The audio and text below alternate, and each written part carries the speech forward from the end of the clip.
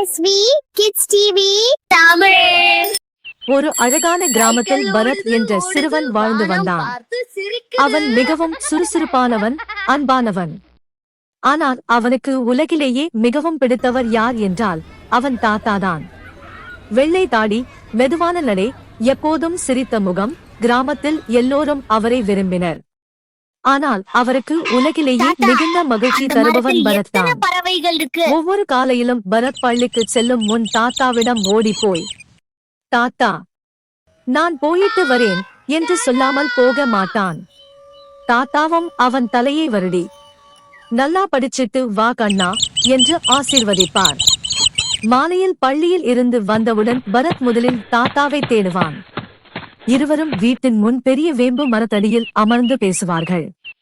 தாத்தா, நீங்க சின்ன வயசுல என்ன விளையாடுவீங்க என்று பரத் கேட்டால், நாங்க கல்லாங்கடி, பம்பரம், கபடி எல்லாம் விளையாடுவோம் என்று தாத்தா மகிழ்ச்சியாகச் சொல்வார். பிறகு இருவரும் சேர்ந்து தோட்டத்துக்கு செல்வார்கள். தாத்தா செடிகளுக்கு தண்ணீர் ஊற்றுவார். பரத் அருகில் ஓடி விளையாடுவான். ஒரு நாள் பரத் கேட்டான், தாத்தா, நான் பெரியவனானாலும் உங்களை விட மாட்டேன்.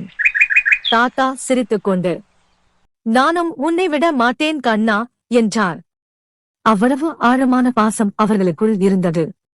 ஆனால் ஒரு நாள் பரத் அப்பாவுக்கு நகரத்தில் வேலை கிடைத்தது. அதனால் அவர்கள் குடும்பத்தோடு நகரத்துக்கு குடிபெயர வேண்டும் என்ற நிலை வந்தது. இந்த செய்தியை கேட்டவுடன் பரத் அமைதியாகிவிட்டான். அப்பா, நாம போகாம இருக்க முடியாதா என்று மெதுவாக கேட்டான். அப்பா வருத்தத்துடன், வேலைக்காக போக வேண்டியதுதான் மகனே என்றார். அன்று இரவு பரத் தூங்கவே இல்லை. தாத்தாவின் அருகில் வந்து படுத்துக் கொண்டான். தாத்தா, நான் போயிட்டா நீங்க என்ன செய்வீங்க என்று கண்களில் நீருடன் கேட்டான். தாத்தா உள்ளுக்குள் மிகவும் உடைந்தார். ஆனால் அதை வெளியில் காட்டவில்லை. நீ எங்க இருந்தாலும் என் மனசுலதான் இருப்பே கண்ணா என்றார். போகும் நாள் வந்தது. வீட்டின் முன் கார் நின்றது. பரத் தாத்தாவை இறுக்கமாக கட்டிப்பிடித்தான். தாத்தா, நான் தினமும் உங்களுக்கு போன் பண்ணுவேன். தாத்தா பேச முடியாமல் தலையசைத்தார். கார் மெதுவாக கிளம்பியது. பரத் காரின் கண்ணாடி வழியாக கையை அசைத்தான். தாத்தாவும் கண்ணீர் மல்க பார்த்து கொண்டிருந்தார். அந்த நாளுக்கு பிறகு வீடு அமைதியாகிவிட்டது. முன்பு சிரிப்பால் நிரம்பிய அந்த வீடு இப்போது வெறுமையாக இருந்தது. தாத்தா தனியாகவே வேம்பு மரத்தடியில் அமர்ந்திருப்பார். பரத் இருந்தா இப்போ என்ன செய்திருப்பான் என்று நினைத்துக் கொண்டிருப்பார். தோட்டத்துக்கு போனாலும் மகிழ்ச்சி இல்லை. பம்பரம் பார்த்தாலும் பரத் நினைவு. சிறிய காலனி பார்த்தாலும் பரத் நினைவு. இங்கே நகரத்திலும் பரத் மகிழ்ச்சியாக இல்லை.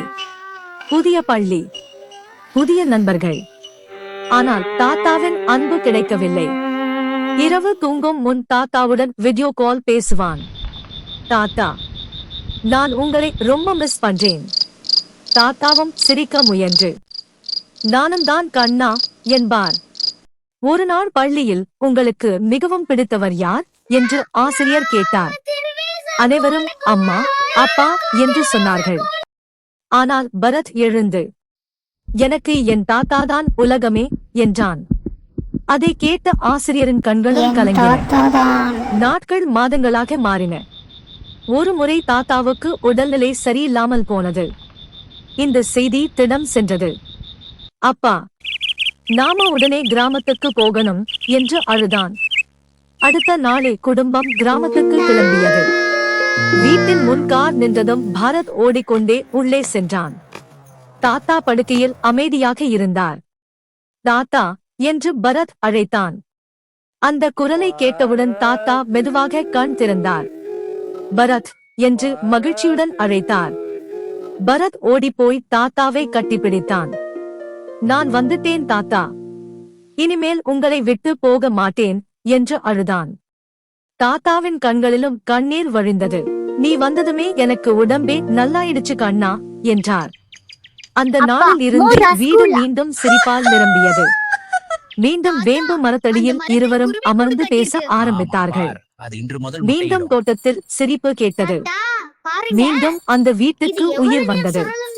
ஒரு மாலை சூரியன் மறையும் நேரத்தில் பரத் தாத்தாவின் தோளில் சாய்ந்து கேட்டான், தாத்தா, ஏன் நம்ம இருவருக்கும் இவ்வளவு பாசம்?